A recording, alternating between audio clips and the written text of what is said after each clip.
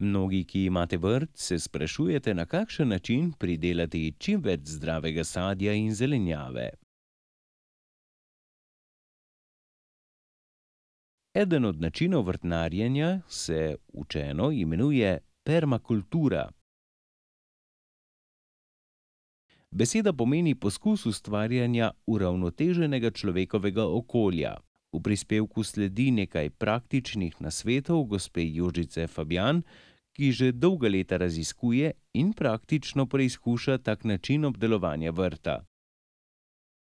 Njen vrt okoli hiše, ki ni pretirano velik, pa je dokaz, da ji poskus dobro uspeva, saj ima obilen pridelek. Za našo televizijo je gospa Jožica Fabjan pripravila kratke razlage nekaterih načinov obdelovanja vrta, razumljive vsakomur. Morda boste našli tudi zase kakšno zanimivo novost in nasvet.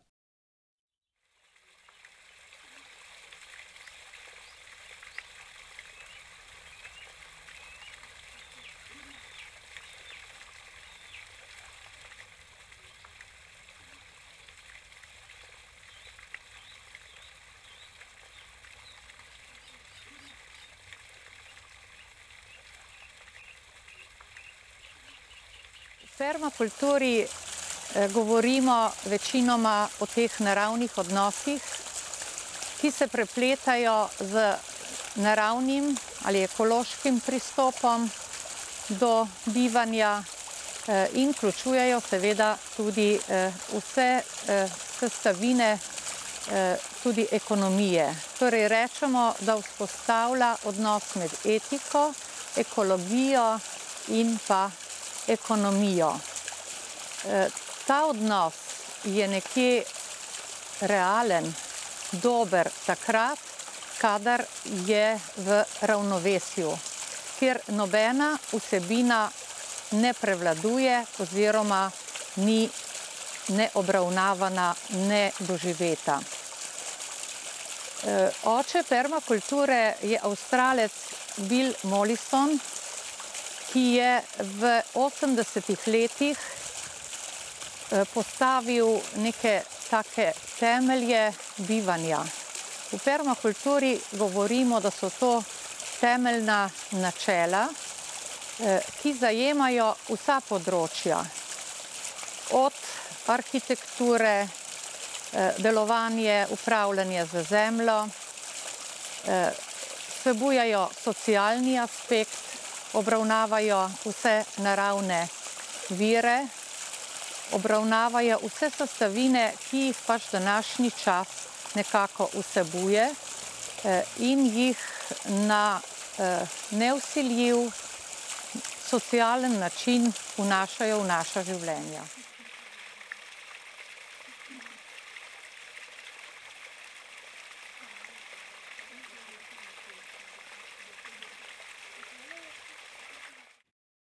Če v vrtu nimate veliko prostora, vam bo dvignjena greda povečala obdelovalno površino. Taka greda je tudi eden od načinov permakulturnega vrtnarjenja. Prednost te grede je tudi v tem, da odpadni organski material ne zavržemo, ga ne zažigamo, pač pa ga spremenimo v rodovitno prst. Kako naredimo dvignjeno gredo?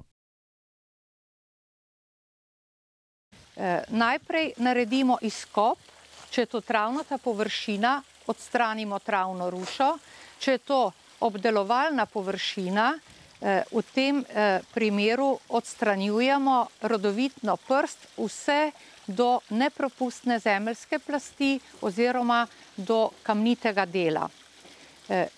Tista rodovitna prst nam pozneje seveda pri oblikovanju in pri sestavljanju grede še kako pomeni. Prva spodnja plast so tisti organski odpadki, ki rabijo najdaljši čas razkrajanja. To so lahko veje, vejice, nekateri celo imajo tudi debla, ki jih nekje drugje sploh ne bi morali uporabiti. Torej tisti material, ki nam je nekje prišel v naše vrtnarjenje, pa ne vemo, kam bi ga dali. Na to sledi plast organskih odpadkov, plast rodovitne zemlje, lahko damo tudi travo, listje vmes, rodovitno zemljo in to nekako sestavljamo, dokler ne dosežemo željene višine. Značilno za dvignjeno gredo je, da se seseda, ker več kot je nepredelanih organskih odpadkov, bolj se seseda. Na to moramo seveda računati in saditi tiste rastline, ki imajo seveda močne, globoke korenine, da jim to sesedanje seveda ne spreminja prostora. Jaz sem prvo leto na to gredo posadila kar hokaido buče. Letos je tu že posajena prva solata, posadila sem tudi šalotko pa čebulo, medtem ko so določene rastline tu tudi same si našle pot. To je gabes, potem je nekaj tudi boreča. Seveda je to zgodnja pomlad in bo ta greda določene rastline še dobivala. Spiralna greda je ena izmed zelo dobrih oblik za gojenje zelišč. Dobro je imeti nad zelišči veliko kamnov, zato ker se kamni od pomladi pa do jeseni segrevajo in nudijo ugodne pogoje za rast tistim rastlinam, ki potrebujejo veliko toplote. To so večinoma mediteranske rastline, ki jih zadnja leta gojimo tudi povsod po naših krajih. Ta toplota se zadrži v kamnih tudi čez mrzli del leta in tako lahko preživijo določena zelišča v našem prostoru dolga leta. Kako gradimo spiralno gredo in kako veliko naredimo, je seveda odvisno od naših potreb, našega namena in seveda prostora, ki ga imamo na razpolago. Načini izgradnje spiralne grede so različni, vendar osnovna stvar je ta, da je tu čim več kamnov, morda tudi peska v notranjosti, ravno zaradi te akumulacije toplote.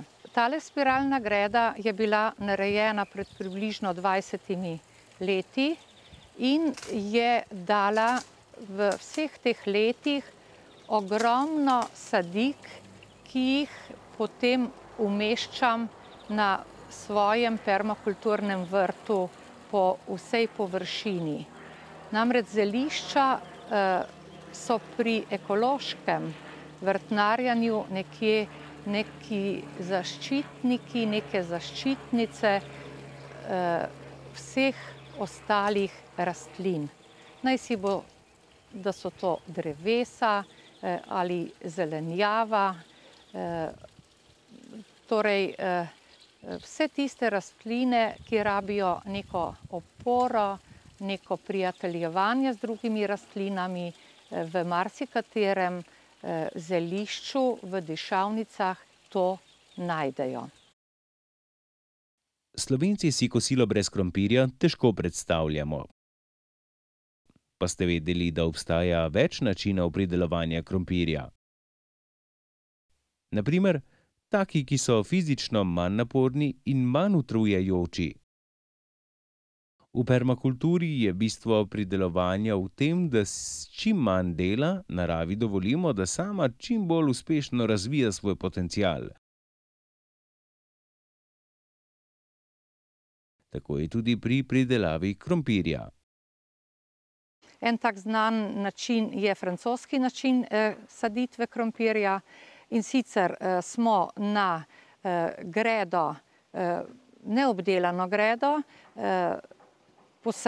položili krompir, ga zastrli z posušeno travo, lahko zastremo, če imamo tudi s slamo, približno 15 centimetrov višine in potem seveda pustimo, da krompir pač zraste, dozori in da imamo pridelek. Morda je čez leto v najhujši vročini potrebno samo nekaj zastirke dodajati.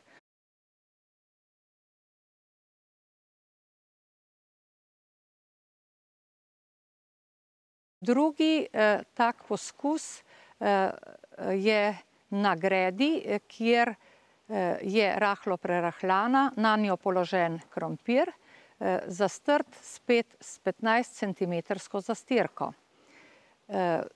Tretji poskus je izveden na gredi, kjer smo rahlo utrli nekaj komposta, položili krompir in zastrli.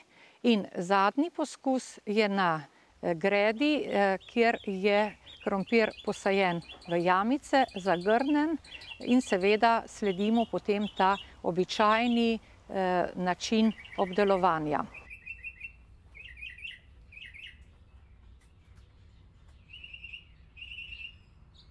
Permakulturni vrt je vrt različnih rastlin, od zelenjave, zelišč, raznih okrasnih in sadnih vrst. Posebna skrb je nekje za semena, vendar najbolj enostaven način je, da rastlinam dovolimo, da se ukoreninijo, torej da kalijo, da ozelenijo, da zacvetijo in osemenijo. Gospa Jožica Fabjan je prav za našo televizijo pripravila to kratko predavanje, kako doseči z naravnim načinom vrtnarjenja zdrav pridelek.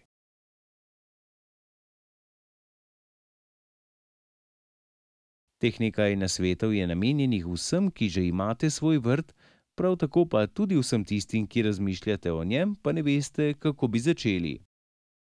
Opogumite se, začnite s par gredami. Rastline vam bodo hvaležne za vsako najmanjšo skrb in po prvih uspehih boste dobili veselje do dela na vrtu. Vrt pa le ni delo, je tudi sprostitev, neke vrste meditacija in kar je najvažnejše, zadovoljstvo, da lahko družini ponudite doma pridelano zelenjavo.